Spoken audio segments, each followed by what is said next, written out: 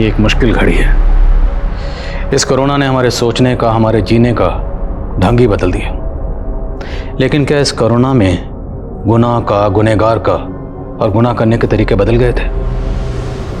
ये case corona काल का एक ऐसा केस है जिसमें एक फितूर था, एक ऐसा फितूर जिसमें इंसानी दिमाग को जैसे एक जहरीले वायरस ने जकड़ लिया और उस वायरस ने इंसानी सोच के समंदर में तूफान पैदा कर दी और फिर से एक अंतहीन गुनाह का पुनर्जन्म हुआ। एक ऐसा गुनाह जिसके इलाज के लिए शायद अभी कोई वैक्सीन इजाद ही नहीं हुआ था। Seema Kumari, the great mathematician, जिन्हें honour of the university award दिया जा रहा है, वो भी उसी कॉलेज के dean, PhD in Hindi, doctor Hansraj Jain के द्वारा। और आज हमें ये बताते हुए बहुत ही खुशी हो रही है कि 27 साल पहले यूनिवर्सिटी की इस टैलेंटेड एंड ब्यूटीफुल गर्ल यानी कि मेरी माँ को प्यार हो गया था, वो भी उसी कॉलेज के dean, the most handsome doctor Hansraj Jain यानी कि मेरे पापा से। और तभी इन दोनों ने कसम खाई कि साथ जिएंगे साथ मरेंगे।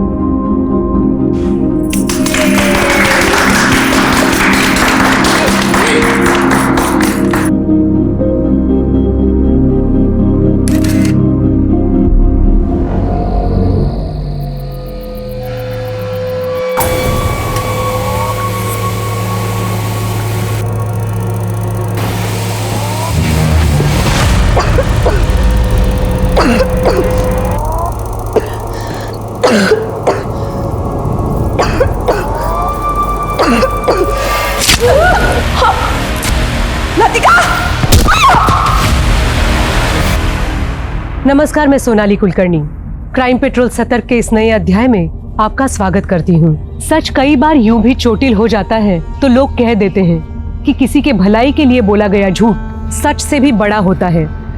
झूठ और फरेब के ग्रंथ लिखने वालों ने इस दुनिया में झूठ को भी बड़ा ग्लोरीफाई किया है। और आज के इस दौर में जहाँ झूठ हम सबके जीवन का हिस्सा है, वहाँ अपराधी के झूठ की पराकाष्ठा क्या होगी, इसका शायद ही अंदाजा लगाया जा सकता है। ये एक ऐसा चुनिंदा केस था जिसमें क्रिमिनल फ्रंट फुट पे थे और पुलिस बैक फुट पे।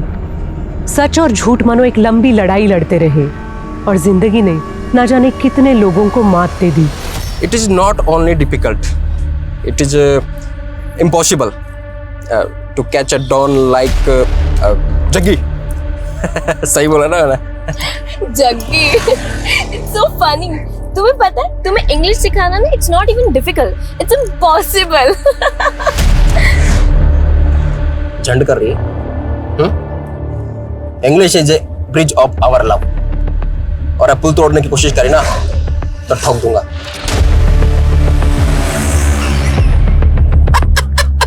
तो तोड़ गए। You proud girl, you throw my gun. If my girlfriend ना होती ना तो ही चलती गाड़ी से तेरा नीचे फेंक देता मैं। ओए, यूटर्न ले रहे। ओए, रुक। यूटर्न लेने की अगर तूने बात करी ना तो मैं तेरी जिंदगी से यूटर्न ले लूंगी, समझा?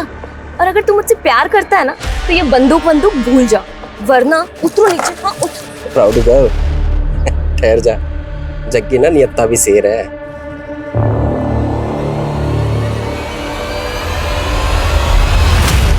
Move, fast.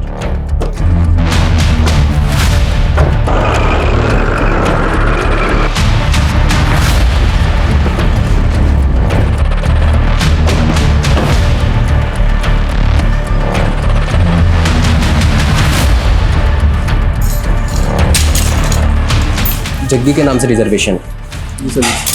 मुझे लगा था तुम 5 स्टार में लेकर जाओगे, लेकिन तुम मुझे कहाँ लेकर आओ? Hotel black thunder. वाह, होटल ब्लैक थंडर, चलो जल्दी।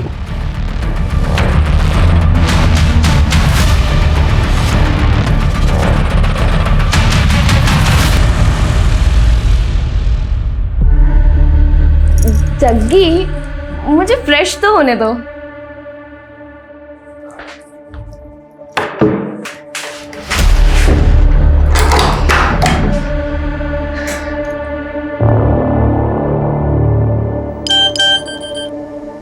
सर आप जल्दी आ जाइए, वो मेरा रेप कर देगा। लक्ष्मण जल्दी चलो। खोलना। अरे शर्मा क्यों रही है? मुझे तेरे साथ नहाना है। नहीं नहीं जग्गी,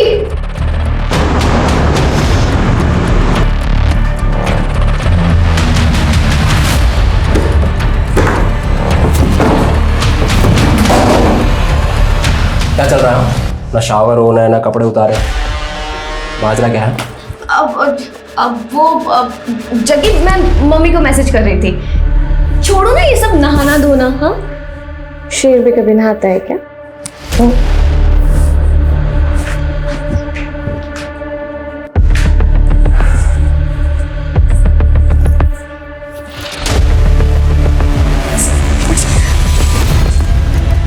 जग्गी क्या कर रहे हो?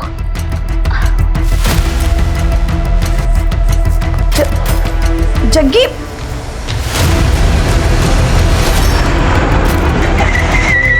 साली धोखा देती है।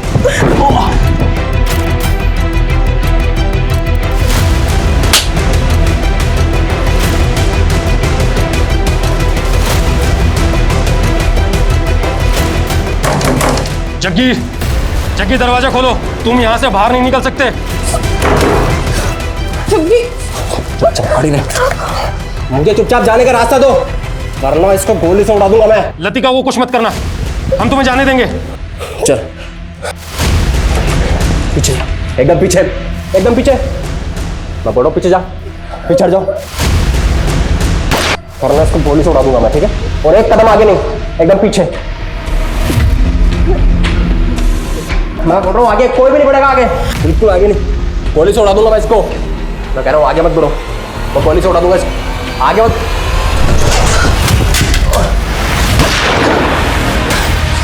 Good job Latika, thank you sir. तुमने अपने पहले मिशन में ही अपनी काबिलियत साबित कर दी। लेकिन याद रहे, ये बात किसी को पता नहीं होनी चाहिए कि तुम हमारे लिए काम करती हो। Sure sir. सर मुझे आगे क्या करना है?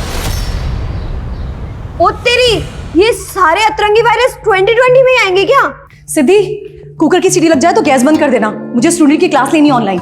अरे मम्मी, 25 अक्टूबर को तो पूरे देश की सीटी बजने वाली है, नया वेब वायरस अटैक जो होने वाला है। अरे बेटा ये सब फेक न्यूज है, इस पे ध्यान मत दिया करो तुम। अरे पापा, लेकिन अगर ये न्यूज सच निकली तो मैं तो सबको शेयर करूंगी। Good morning everyone.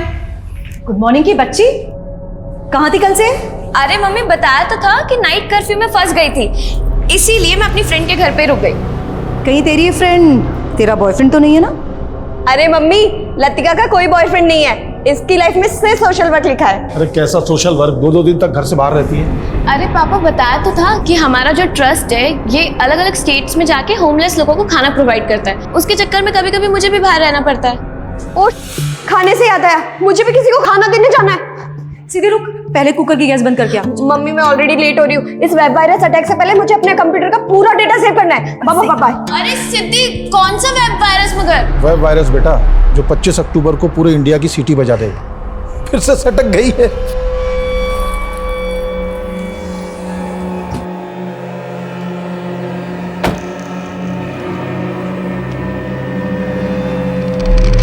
ये लीजिए बाबा जी, आपका आज का कोटा।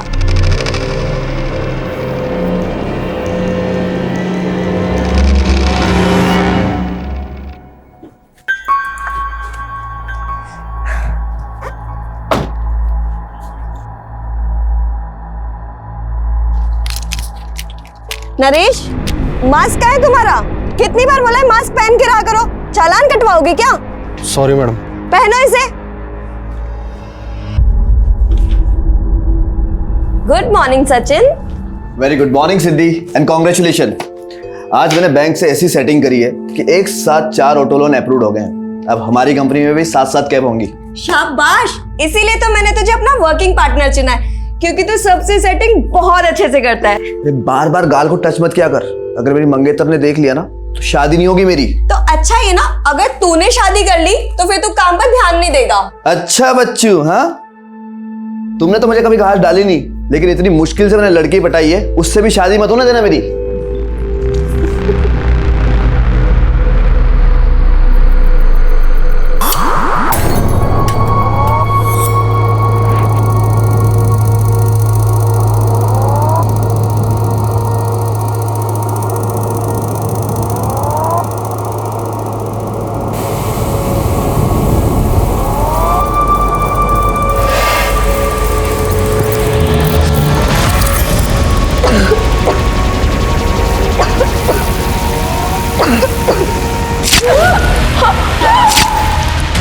लतिका, लतिका, लतिका।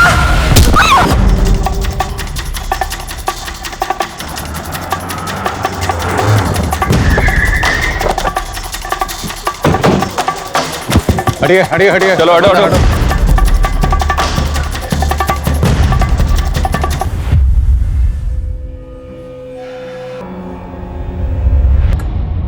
मर्डर वेपन ढूंढो। Okay sir.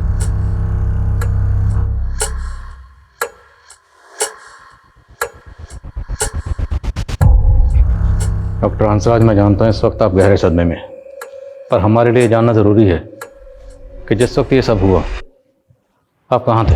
हम अपने पिताजी के बरसी में अपने गांव जैतपुर गए थे। सुबह लौटे तो देखा दरवाजा खुला हुआ था। अंदर आए तो देखा कि आप दोनों की गैर मौजूदगी में आपकी बच्चियों के साथ ऐसा कौन कर सकता है? हमें कुछ समझ नहीं आ रहा सर। आपकी एक बच्ची का चेहरा बुरी तरह से बिगड़ा हुआ, शिनाख्त करना मुश्किल हो रहा है। आप बताएंगे दोनों के नाम क्या है? ये मेरी छोटी बेटी लतिका और मेरी बड़ी बेटी सिद्धि। अच्छा, ये दोनों मोबाइल फ़ोन तो रखती होंगी? जी। मोबाइल फ़ोन घर में कहीं नहीं मिल रहे, तो शायद कातिल आपके घर के कीमती सामान के साथ इनके फ़ोन्स भी लेंगे। इनके नंबर्स क्या हैं? और हमें इन दोनों की एक तस्वीर चाहिए, दोनों की। मेरा फ़ोन फॉर्मेट हो गया, तस्वीर नहीं। लेकिन आपको दोनों के फ़ोन नंबर याद तो होंगे? जी। अजय, डॉक्टर हंसराज, ये जो आपके घर का लैंडलाइन है, इसका रिसीवर जब आप घर में दाखिल हुए तो वैसे ही रखा हुआ था या? हम जब अंदर आए तो अपनी बेटी को ऐसे देखा तो कुछ और नहीं देख पा। डॉक्टर हंसराज, संभालिए अपने आप को। अच्छा, आपने बताया कि आपके और आपकी बीवी का फ़ोन फॉर्मेट हो गया। फ़ोन फॉर्मेट कैसे हो गए? 7 दिन पहले हम सबके फ़ोन फॉर्मेट हो गए। पापा देखिए ना, अचानक से मेरा फोन फॉर्मेट हो गया है। तुम्हारा फ़ोन भी फॉर्मेट हो गया? मेरा भी मतलब आपका और मम्मी का भी? हाँ।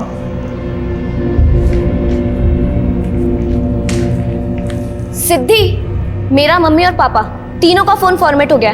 तुमने किया ना? हाँ, मैंने अपना फोन भी फॉर्मेट कर दिया।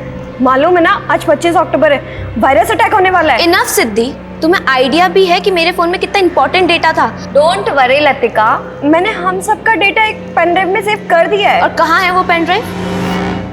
बाद में वो पेन ड्राइव में नहीं मिला। अच्छा, आपकी दोनों बेटियां करती क्या थी? दी का टूर एंड ट्रेवल्स का बिजनेस था। लतिका IPS की तैयारी कर रही थी और किसी ट्रस्ट के लिए भी काम करती थी। कौन सा ट्रस्ट? नाम क्या है? नाम नहीं मालूम सर। सर, इस घर के आसपास कहीं भी CCTV नहीं है। नेबर्स ने भी किसी भी तरह की सस्पिशियस एक्टिविटी को नोटिस नहीं किया। हालांकि जिस तरह से घर में लूट और मर्डर हुआ है, ऐसा लग रहा है जैसे किसी गैंग का काम हो। बड़ी हैरानी की बात है, फैमिली में सभी के फ़ोन फॉर्मेट हो गए और जिस पेन ड्राइव में डाटा ट्रांसफ़र किया गया वो पेन ड्राइव खो गई। हालांकि सर, कुछ दिन पहले इस तरह के एक वेब वायरस की फेक न्यूज़ वायरल तो हो रही थी सोशल मीडिया पे। इस फेक न्यूज़ का सोर्स पता करो, साइबर सेल से कॉन्टैक्ट करो जिस तरह के मसलों पर नज़र रखते हैं। और अगर मैंने लैंडलाइन का कॉलर ID चेक किया, उसमें रात 12 बजे एक मोबाइल नंबर से लास्ट कॉल आया था। सर, ये नंबर तो मेरे दोस्त जयदीप का है। तो इस जयदीप की आपकी बच्चियों से कोई अनबन या कोई झगड़ा? जी नहीं। तो जयदीप को थाने में बुलाओ। सर, मुझे किसी काम से बाहर जाना था तो इसलिए कैब बुक करवानी थी। मैंने सिद्धि को मैसेज किया लेकिन उसका कोई रिप्लाई नहीं आया। मुझे लगा कि इतनी रात को उसके मोबाइल पे कॉल करना तो ठीक नहीं है, तो मैंने लैंडलाइन पे कॉल किया। तो क्या बात हुई आपकी सिद्धि से? Hello hello. तो जब आपको फ़ोन पर किसी के चीखने की आवाज़ सुनाई दी तो आपको इतना तो समझ में आ गया होगा कि कोई परेशानी में है या शायद कोई सी मुसीबत में हो, तो आपको तुरंत वहाँ जाना चाहिए था या कम से कम उनके माँ बाप को इन्फॉर्म करते। सर, मुझे लगा कि हो सकता है वो शायद मेरा वहम हो। अच्छा, आप उस फैमिली को एक अरसे से जानते हैं।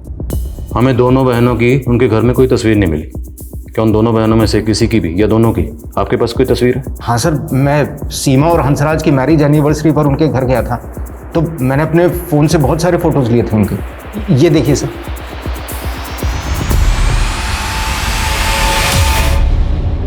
साथ जिएंगे साथ मरेंगे।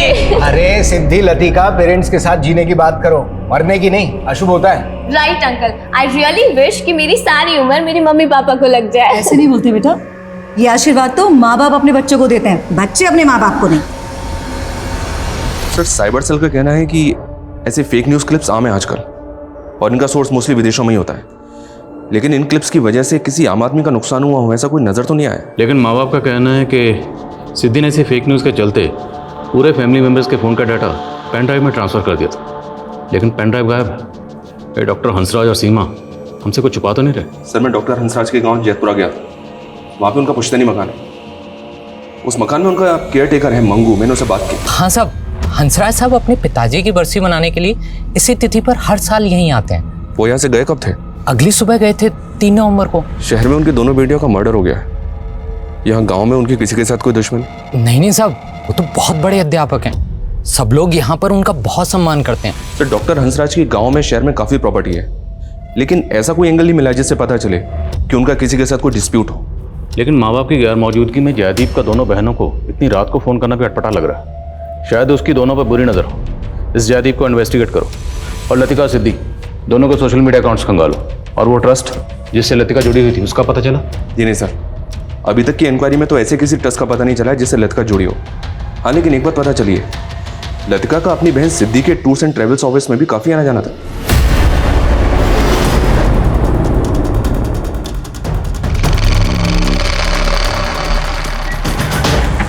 सर 2 नवंबर की शाम तक तो दोनों बहनें यहीं थी। सर मैं तो खुद शॉक्ड हूँ कि वो इस दुनिया में नहीं है। अच्छा, आप और सिद्धि 3 साल से एक साथ काम कर रहे थे, राइट? Yes sir. तो कोई बिजनेस राइवलरी? नहीं सर, ऐसा कुछ नहीं है। अच्छा, लतिका किसी ट्रस्ट के लिए काम करती थी, आपको उस ट्रस्ट के बारे में कुछ पता है? नहीं सर, मुझे उस ट्रस्ट के बारे में तो पता नहीं है, लेकिन हाँ, सिद्धि तो चाहती थी कि लतिका सब कुछ छोड़कर बिजनेस में इन्वॉल्व हो जाए।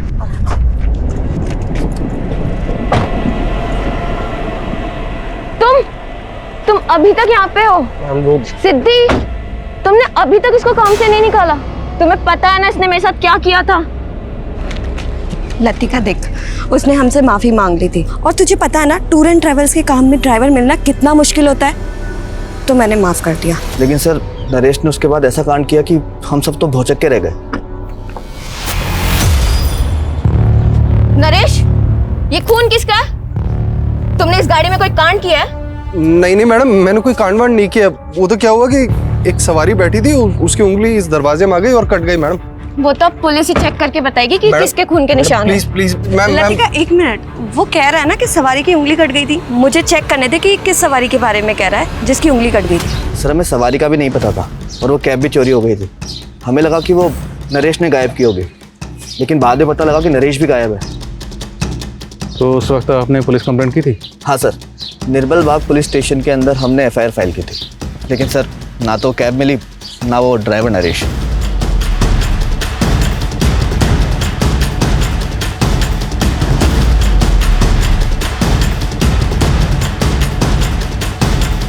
सर, निर्मल बाग पुलिस से सिद्धि का टूर्स एंड ट्रेवल्स की कैब चोरी होने की रिपोर्ट मिली है, ये देखें। निर्मल बाग पुलिस नरेश और कैब का लगातार पता लगाने में जुटी हुई है। तो मुमकिन है कि इस कैब में कांड हुआ, इसलिए नरेश इस कैब के साथ गायब है। इस नरेश की हिस्ट्री खंगालो और कत्ल वाले दिन इसकी एक्टिविटी पता करो। घर में से काफ़ी पैसे और गहने भी चुराए गए। शहर में जितने भी ऐसे ज्वेलर्स हैं जो इस तरह के गहने खरीदते हैं, सबका पता करो। पापा, ये एकदम प्योर नीलम है। ये नीलम एक सोने की अंगूठी में जड़ा हुआ था। एक आदमी मुझे बेचने आया तो मैंने उसे सिर्फ अंगूठी के सोने का भाव देकर खरीद लिया। तब तो बेटा ये अंगूठी पक्का चोरी की है। अरे पापा, तो हम कौन सा इसको रखने वाले हैं? हम इसको आगे बेच देंगे और आप देखना इसके कम से कम 1 लाख तो आ ही जाएंगे। अबे जौहरी का बेटा है तू, और इतनी छोटी परख। ये नीलम कम से कम 7 से 8 लाख रुपए का बिकेगा। 8 लाख? पापा, अगर ये नीलम 8 लाख में बिक जाए तो आप ईमानदारी से मुझे कार दिला देना। बाप बेटा, बाप से सौदेबाजी है। जा ऐश कर।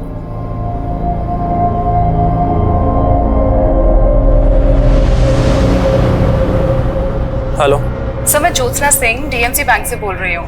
हमारा बैंक आपको एक life time free credit card offer कर रहा है और इसमें कोई एनुअल फीस नहीं है। देखिए, मेरे पास बहुत सारे क्रेडिट कार्ड है, आई एम नॉट इंटरेस्टेड। लेकिन सर, आप डीएमसी बैंक का क्रेडिट कार्ड यूज करेंगे तो आपको उसके बहुत सारे बेनिफिट्स मिलेंगे। फिलहाल तो तुमसे बात करने के अलावा मुझे और कुछ बेनिफिट नजर नहीं आ रहा। सर, आप मजाक अच्छा कर लेते हैं। मैं आपकी एप्लीकेशन प्रोसेस कर सकती हूँ? कर सकती हो। Hi sir, this is Joshna. I need your ID proof, pan card and Aadhaar card. आपकी आवाज़ बहुत प्यारी है ज्योत्सना। Sir document please.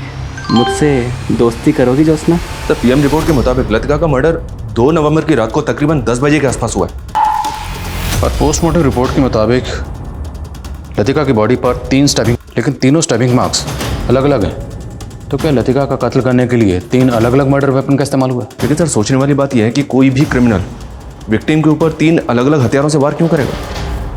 लेकिन फिर तीनों स्टैबिंग मार्क्स अलग अलग क्यों हैं? और दूसरी तरफ सिद्धि का कत्ल एक अलग मर्डर ऑपरेंडी से किया गया।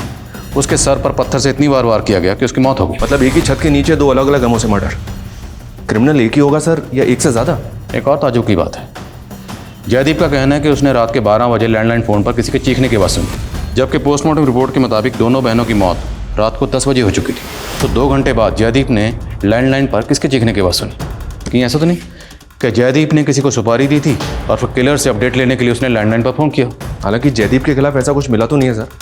हाँ, लेकिन एक बात पता चली है, जयदीप हंसराज और सीमा को कॉलेज टाइम से ही जानता था। जयदीप सीमा का क्लासमेट था और हंसराज कॉलेज का डीन। हंसराज और सीमा के बीच अफेयर हो गया, दोनों ने शादी कर ली, लेकिन जयदीप अभी तक कुंवारा है, इसने शादी नहीं की है। You mean jealousy? One sided love?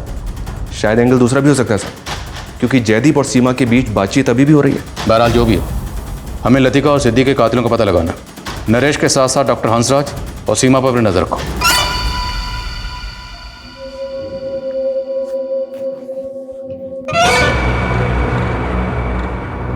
सीमा, इस सदमे से बाहर निकलो, हिम्मत से काम लो। सर, कैसे हो गया ये सब कुछ? आपको शक किसी पे जरा भी? पुष्पा सही कहती थी, इस घर में भूत है, उसी ने मारा है मेरी बेटियों को।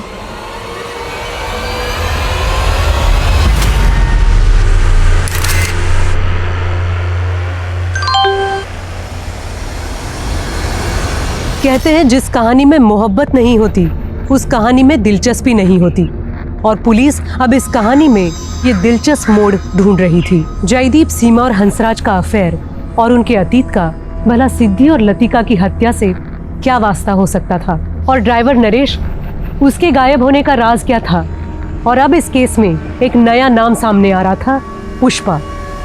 आखिर कौन थी ये पुष्पा? हमें पता चला कि आपके यहाँ एक पुष्पा नाम की मेड काम करती थी, जो अचानक काम छोड़कर चली गई। आपने उसके बारे में हमें कुछ नहीं बताया। वो हमारे सर्वेंट क्वार्टर में ही रहती थी, काफ़ी दिनों से काम कर रही थी। एक दिन अचानक कहने लगी कि भाभी मैं जब सर्वेंट क्वार्टर में सोती हूँ ना, मुझे बहुत अजीब अजीब सी आवाज़ें आती है वहाँ पे। मुझे ऐसा लगता है जैसे किसी भूत का साया है वहाँ पे। तुझे कोई वहम हुआ होगा, ऐसे कोई भूत भूत नहीं होता। नहीं भाभी, मुझे कोई वहम नहीं हुआ। अब चलिए मेरे साथ, देखिए वहाँ पे ना अजीब से पैरों के निशान बने हुए हैं। हाँ आइए भैया, ये देखिए। अब आप ही बताइए, इतनी सुबह सुबह यहाँ पे कौन आएगा? लगता है रात को कोई आया था यहाँ, लेकिन कौन हो सकता है? अरे भैया मैं कह रही हूँ ना, ये किसी भूत के पैरों के निशान है। हमें लगा उसकी दिमागी हालत खराब है, अचानक से वो घर छोड़ के चली गई। तब तक काफी पैसा एडवांस हम दे चुके थे उसे। तो आपने पुलिस कंप्लेंट क्यों नहीं की? हमें लगा हमारी काफी सेवा की है उसने, अगर अपने डर की वजह से थोड़ा बहुत पैसा लेके भी चली गई तो क्या होगा। ये पुष्पा कहाँ की रहने वाली थी? ये हमारे गांव वाले घर का चौकीदार मंगू की रिश्तेदार थी। वो मंगू के कहने पे उसे हमने काम पे रखा था। और ये मंगू, बोलो सर, निर्मल बाग पुलिस से नरेश की अपडेट मिली है। वो कानपुर में छिपा हुआ था। निर्मल बाग पुलिस ने यूपी पुलिस की मदद से उसको अरेस्ट कर लिया है। लाओ उसे यहाँ पर। साहब मैं सच बोल रहा हूँ, मैंने कुछ नहीं किया साहब। वो जब वो कैब गायब हुई तो साहब मैं डर गया था। मुझे लगा कि सब लोग मुझ पे शक करेंगे, इसलिए मैं भाग गया था साहब। तू भागा इसलिए था क्योंकि तूने कैब में कांड किया था। लतिका ने उस कैब साहब, वो तो क्या, एक पैसेंजर की उंगली कट गई थी उस गाड़ी में, और साहब लतिका मैम ने उस बात का बवाल बना दिया और उसका फायदा उठाया उस सचिन ने। सचिन क्या फायदा उठाएगा? सिद्धि मैम लतिका मैम को अपने बिजनेस में लाना चाहती थी, और सचिन को डर लगने लग गया था कि उसका पत्ता साफ होने वाला है। अब देखिए ना साहब, उन दोनों के मर्डर के बाद में वो अकेला उस कंपनी का मालिक बन के बैठा है। कुमार है? नहीं साहब, मैं सच बोल रहा हूँ साहब। हो सकता है नरेश झूठ बोल रहा, फिर भी सचिन को इन्वेस्टिगेट करो। देखो कंपनी के फाइनेंशियल एंगल्स में कुछ मिलता है क्या? Yes sir. सर सर मैंने पुष्पा का फ़ोन चेक किया, उसका फ़ोन उसी दिन से बंद है जब से वो गायब है।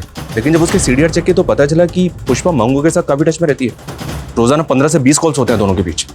साहब मुझे नहीं मालूम कि पुष्पा कहाँ गायब हो गई। पुष्पा के साथ तेरा रिश्ता क्या है? साहब वो मेरी मौसी की बेटी है। मेरी मौसा मौसी के गुजरने के बाद मैंने उसे हंसराज साहब के यहाँ काम दिलवाया था।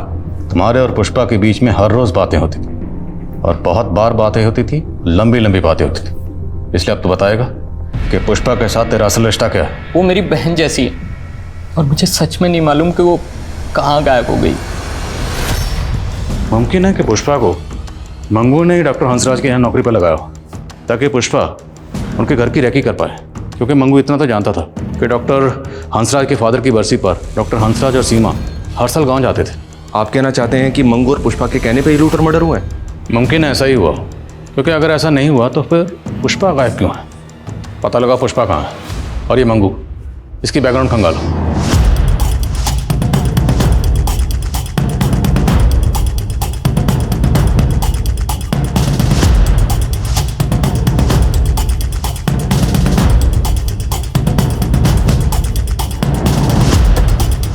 सर ये लतिका और सिद्दी के सोशल मीडिया अकाउंट्स हैं।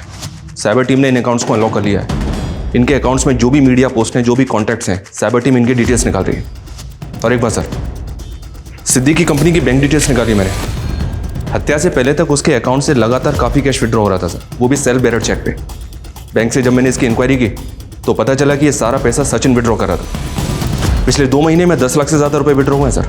सर पैसा निकालता ज़रूर था, लेकिन सिद्धि मुझे खुद पैसा निकालने के लिए कहती थी। अब सिद्धि तो रही नहीं जिससे हम ये पूछ सकें।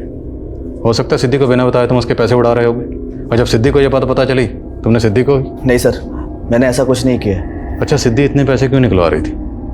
क्या ज़रूरत थी उसको? सर वो तो मैं क्या जानूँ सर, लेकिन हाँ हो सकता है कि वो लतिका के ट्रस्ट को कुछ डोनेशन दे रही हो। सिद्धि काफ़ी दान पुण्य किया करती थी। हमारे ऑफिस के बाहर एक भिखारी है जिसे वो हर रोज़ कुछ ना कुछ देती थी। वो तो हम पूछ ही लेंगे। और अगर सर एक मिनट, आईडी के ऑफिस से फ़ोन आया था, वो बोल रहे हैं कि लतिका उनकी एजेंट थी। Latika ID agent? जी सर। दरअसल आईपीएस के स्टूडेंट्स को हम ऑफिसर्स द्वारा एक स्पेशल क्लास देने का प्रोसेस होता है। लतिका से मैं तभी मिला, वो आईपीएस की तैयारी कर रही थी। उसमें तभी से स्पार्क देखा मैंने। हमें एक जग्गी नाम के क्रिमिनल को पकड़ना था जिसका अंडरवर्ल्ड से कनेक्शन था। लतिका को जग्गी को पकड़ने के लिए मिशन में हमने इस्तेमाल किया था। फिर हमें पता चला कि जग्गी के मर्डर के बाद जग्गी का भाई संदीप लतिका को मारने का प्लान बना रहा था। ये बाकी सभी लोग जग्गी के गैंग के हैं। क्या इन्वेस्टिगेशन के दौरान आपको इन लोगों के चेहरे या इनसे जुड़ी कोई बात पता चली? नहीं, हमें ऐसा कुछ तो नहीं मिला। लेकिन ये लोग अभी कहाँ होंगे, कुछ आइडिया आपको? नहीं, हम भी इनका पता करने की कोशिश कर रहे हैं, बट बी अलर्ट। अगर इनको ज़रा सा भी पता चला कि आप लतिका मर्डर केस को इन्वेस्टिगेट कर रहे हैं तो ये आपकी टीम को हार्म कर सकते हैं। ये जिस तरह से दोनों बहनों को मारा गया उसमें किसी भी तरह की गन का इस्तेमाल नहीं हुआ, जबकि इस तरह के गिरोह तो हथियारों से लैस रहते हैं। फिर भी सर इनका स्ट्रांग मोटिव है लतिका को मारने का। ठीक है, अपनी ओर से तलाश करो इस गिरोह की। और एक्सक्यूज मी सर। व्हाट? ठीक है सर, सचिन ने जिस भिखारी के बारे में बताया था पता चला है कि वो कई दिनों से गायब है।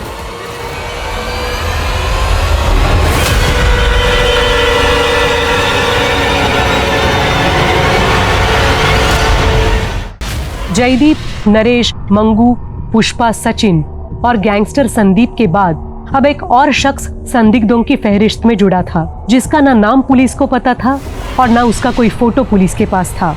और अब ये केस एक और विचित्र मोड़ लेने वाला था। मैंने चेक किया सर, सिद्दी के सोशल मीडिया अकाउंट में कई अजीब से पोस्ट और फोटोज हैं। उफ करो ना, तूने यह क्या किया? लोगों को सही से अंतिम संस्कार भी नसीब नहीं हो रहा है। सर ये तीसरा पोस्ट भी कोरोना को लेकर है या? इन पोस्ट के साथ साथ मुझे ये तस्वीर कुछ सोचने पर मजबूर कर रही है, जिसमें सिद्दी के हाथ में ये है। सर अगर सिद्दी के हाथ में ये है तो उसके घर में भी होगा, पर हमें मिला नहीं है। लतिका की बॉडी पर 3 स्टैबिंग और तीनों अलग अलग थे, और सिद्दी के हाथ में ये। और सिद्दी की लाश को पत्थर से मारा गया, उसका पत्थर से चेहरा कुचला गया। सवाल यह है कि दोनों बहनों को अलग अलग मोटर ऑपरेंडी से क्यों मारा गया? तो मेरे जहन में सवाल ये उठ रहा है कि क्या वो लाश वाकई सिद्दी की होगी? आप कहना चाहते हैं कि लतिका के मर्डर के पीछे सिद्दी का हाथ हो सकता है? तो फिर वो दूसरी लाश किसकी होगी? सिद्धि ने पूरे फैमिली मेंबर्स के मोबाइल डाटा को एक पेन ड्राइव में ट्रांसफ़र कर दिया था। वो पेन ड्राइव गायब है और उसी में लतिका के फ़ोन का डाटा भी ट्रांसफ़र हुआ था। लतिका एक आईडी एजेंट थी, तो हो सकता है उस पेन ड्राइव में कोई ऐसी इन्फॉर्मेशन हो जो कोई नहीं चाहता था कि किसी के हाथ लगे। और वो लाश सिद्धि की थी या नहीं, उसे पता करने का एक जरिया है डीएनए। उस लाश के डीएनए को लतिका और सिद्धि के पेरेंट्स के डीएनए से मैच करके देखो, और ये भी पता करो क्या लतिका और सिद्धि के कांटेक्ट में कोई ऐसी लड़की थी जिस वक्त गायब है। मैं एक लापता रूह हूँ पंकज, मेरे साथ कहीं तुम भी ना भटक जाओ। एक बार मुझसे मिल लो और जितना चाहे आजमा लो, उसके बाद तुम्हें यकीन हो जाएगा कि हम दोनों एक दूसरे के लिए बने। ये तस्वीर हमें सिद्धि के सोशल मीडिया अकाउंट से मिली है और इसमें सिद्धि के हाथ में ये जो ऑब्जेक्ट है, ये ऑब्जेक्ट आपके घर में कहीं होना चाहिए। हाँ, सिद्धि को ऐसी चीज इकट्ठा करने का शौक था, लेकिन आप कहना क्या चाहते हैं? देखिए, हमें लगता है कि आपकी बेटी लतिका का कत्ल इसी ऑब्जेक्ट से हुआ। हमें आप दोनों के डीएनए टेस्ट करवाना होगा ताकि हम श्योर हो सकें कि लतिका के साथ जो दूसरी बॉडी थी वो आपकी बेटी सिद्धि ही थी। क्या कह रहे हैं आप? आप कातिल को ढूंढ नहीं पा रहे तो कुछ भी अनाप शनाप बोल रहे हैं आप? और साहब, हम अपनी ड्यूटी कर रहे हैं। चलिए डीएनए टेस्ट के लिए।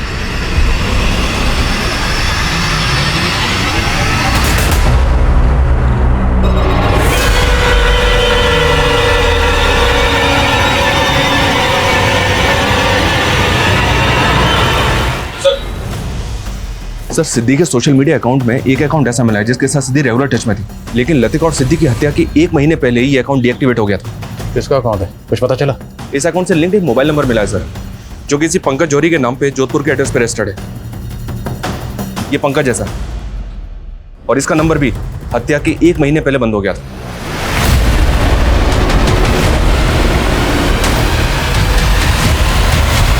पुलिस अब जिस पंकज की तलाश कर रही थी, दरअसल वो पंकज जयपुर के इस डबल मर्डर केस के सामने आने से 1 महीना पहले रहस्यमय तरीके से मर चुका था।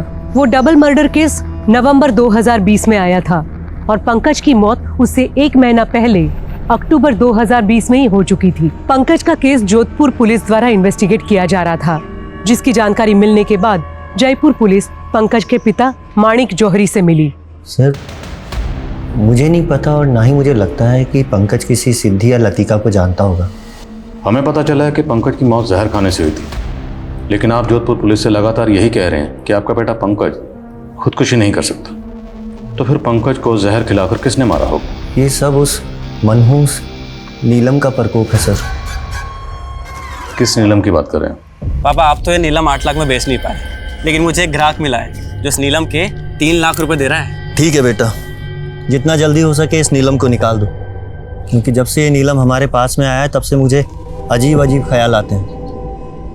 और हाँ, इसे ज़्यादा छूना मत, इसे बस यहाँ से उठाना और ग्राहक को दे देना। टेंशन मत लो पापा, बस एक बार नीलम की डील हो जाए, उसके बाद आपको एक अच्छी खबर भी सुना दी है। सर, सोशल मीडिया अकाउंट पे 1 अक्टूबर को पंकज और सिद्धि के बीच आखिरी बातचीत नीलम पत्थर को लेकर ही हुई थी, और उसके अगले दिन 2 अक्टूबर को पंकज की मौत हो गई। लेकिन जोधपुर पुलिस को पंकज की बॉडी के पास कोई नीलम पत्थर नहीं मिला। नीलम पत्थर कहाँ गया? और पंकज के फादर का कहना है कि 2 अक्टूबर को पंकज वो नीलम पत्थर 3 लाख रुपए में किसी को बेचने के लिए गया था, और उसी दौरान सिद्धि के अकाउंट से सचिन ने 4 लाख कैश विड्रॉ किया था। सर, कहीं ऐसा तो नहीं कि सिद्धि ने पंकज से वो नीलम खरीदा था? लेकिन सवाल ये है कि पंकज की मौत क्यों हुई? पंकज की मौत का राज क्या है? क्या सिद्धि पंकज की मौत के राज को जानती है, या फिर सिद्धि पंकज की मौत में भी इन्वॉल्व है? सर, मैं आपको पर्सनल नंबर से हाई भेज रही हूँ, आप मुझे रिक्वायर्ड डॉक्यूमेंट्स की फ़ोटोज़ उसमें भेज दीजिए। आइए सर। एक आदमी सुबह यहाँ से गुजर रहा था, तब उसे इस लाश को देखा। मैंने पता कि ये उसी भिखारी की लाश है जिसे सिद्धि रोजाना भीख दिया करती थी। ये देखे सर, पढ़ो सर, इसकी बॉडी पे कहीं भी एक्सटर्नल इंजरी के मार्क्स नहीं है। फिर भी बॉडी को पोस्टमार्टम के लिए भिजवाओ, पता तो चले नेचुरल डेथ है या इसे किसी ने मारा है। सर, सिद्धि से जुड़े एक और इंसान की लाश मिली है। समझ में नहीं आ रहा है कि आखिर ये केस है क्या। देखो, इतना तो तय। बोलो सर, वो पुष्पा का कजन मंगू, वो अचानक से कहीं गायब हो गया है। ये मंगू शायद वहीं गया होगा जहाँ पे पुष्पा होगी। किसी भी सूरत में मंगू और पुष्पा दोनों का ठिकाना पता करो।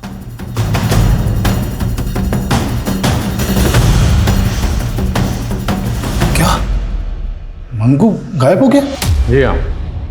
आपको कुछ आइडिया है कि वो भागकर कहाँ जा सकता है? नहीं सर, हमने सुना है कि वो भिखारी भी मर गया। कहीं ऐसा तो नहीं रिद्धि ने जो मनुष्य नीलम खरीदा था उसकी मनुष्यत छा गई हम पे? हंसराज जी, डॉक्टर होकर आप इस तरह की बातों में यकीन रखते हैं? मैं सिर्फ मंगू और पुष्पा सच बोलती थी। इस घर में भूत है। उसने ही मारा मेरी बेटियों को। उसने ही मारा मेरी बच्चियों को। हाँ, वो दोनों मर गई। दोनों मर गई। अब मत रो तुम सीमा, हमें भी मरना है। हाँ, हम दोनों भी मर जाएंगे। ज्यादा दिन तक जिएंगे नहीं हम भी।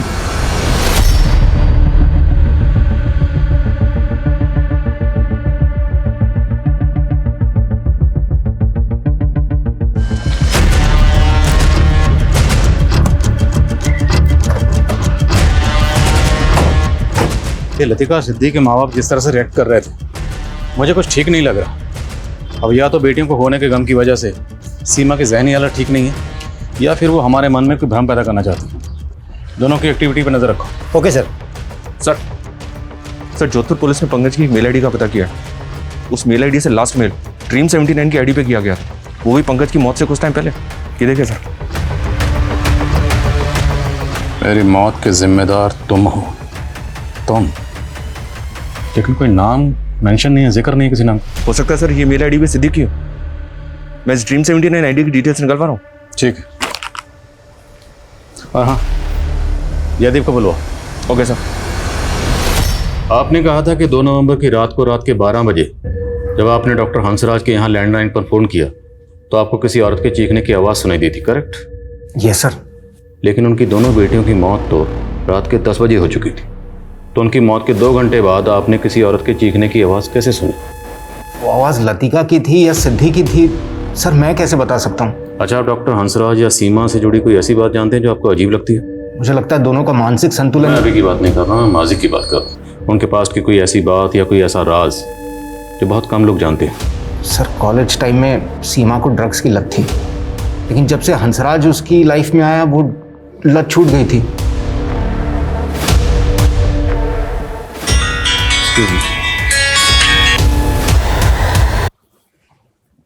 बोलो।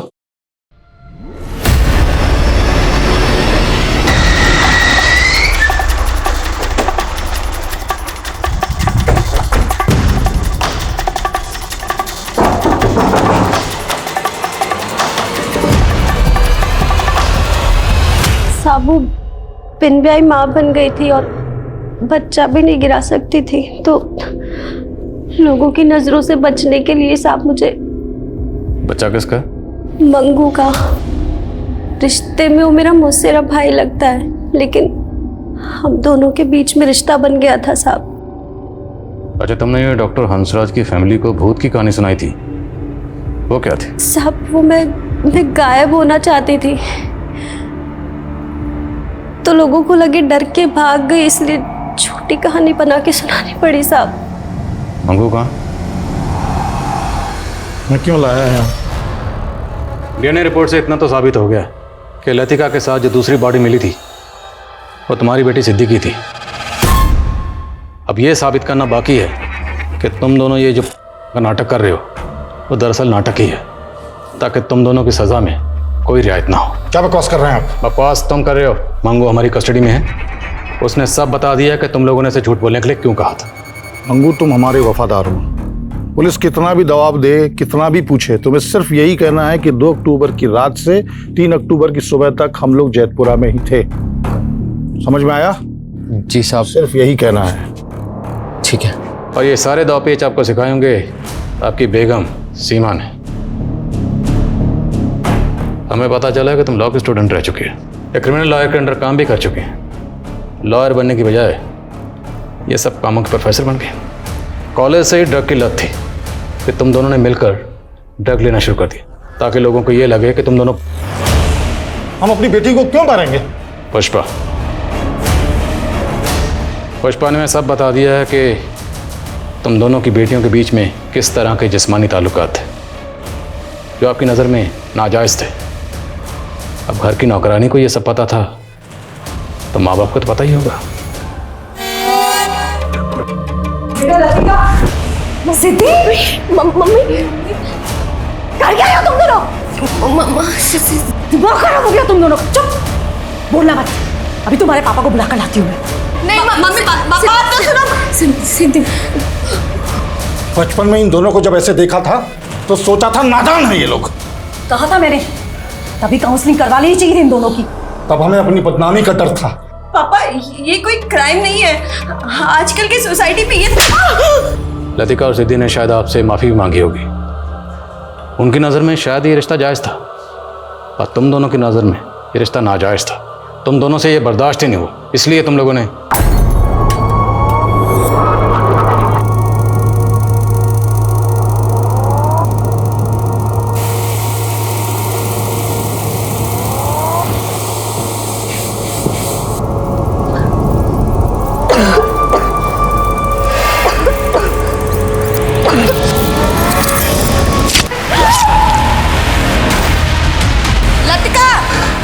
लतिका, ये सब आपकी मनगढ़ंत कहानियां हैं, और कोर्ट कहानियां नहीं सबूत मांगती है। वकील साहबा, अगर आप वकील हैं तो हम भी पुलिस वाले।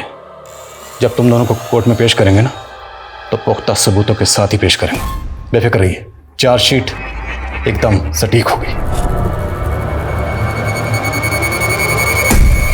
लतिका और सिद्धि के माता पिता पुलिस के आरोपों को बेबुनियाद बताते हुए आज भी कानूनी लड़ाई लड़ रहे हैं। गैंगस्टर संदीप आज भी फरार है, लेकिन ये पता चला है कि मौत से पहले पंकज ने वो ईमेल ज्योत्सना नाम की लड़की को भेजा था, जिससे वो 2 अक्टूबर को मिलने वाला था। ज्योत्सना ने दलील दी है कि उसने पंकज से कट ऑफ कर लिया था और वो उससे नहीं मिली।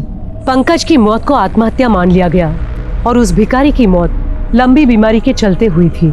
आज भी लतिका और सिद्धि मर्डर केस में पुलिस की दलीलें सच और झूठ की तराजू में झूल रही है। क्या ये हत्याएं सीमा और हंसराज के उस अंधविश्वास का परिणाम है जिसमें कोरोना वायरस कलयुग के अंत का विध्वंसक और सतयुग के पुनरागमन का भ्रम है? क्या हंसराज और सीमा जैसे हाईली एजुकेटेड लोग इस अंधविश्वास में आके अपनी बेटियों का कत्ल कर सकते हैं? ये सवाल आज भी ज्यों का त्यों है।